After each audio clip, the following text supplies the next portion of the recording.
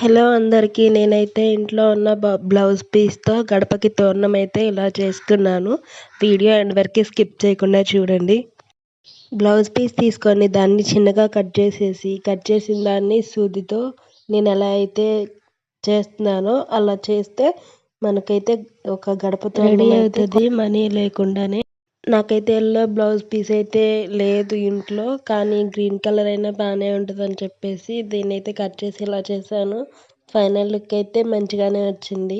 మీరు కూడా చూసేయండి ఒకసారి. మామూలుగా అయితే మనం గడపకి మామిడి తోరణాలు అయితే కడతాం కదా, అది కట్టినప్పుడు ఎంత మంచిగా ఉంటాయో ఇది చేసుకొని గడపకి అలంకరించాక మామిడి తోరణం కడితే ఎలా ఉంటుందో అంతే అందంగా అనిపించింది నాకైతే.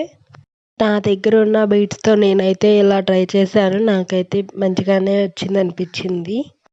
అలానే మన ఛానల్ని కూడా సపోర్ట్ చేస్తూ సబ్స్క్రైబ్ చేసుకొని వీడియో నచ్చితే చిన్న లైక్. మీరు కూడా ఇలానే గడపకి తోరణం బ్లౌజ్ పీస్తో ఇట్లా చేశారా ఎప్పుడైనా? నచ్చితే ఒకసారి ట్రై చేయండి.